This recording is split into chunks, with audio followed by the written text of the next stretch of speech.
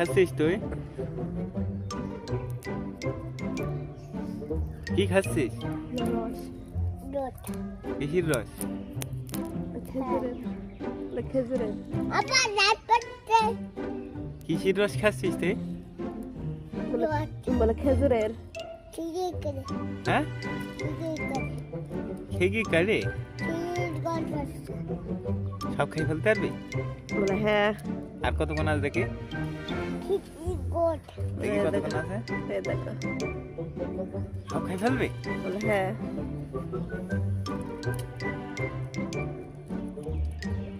বাবা কি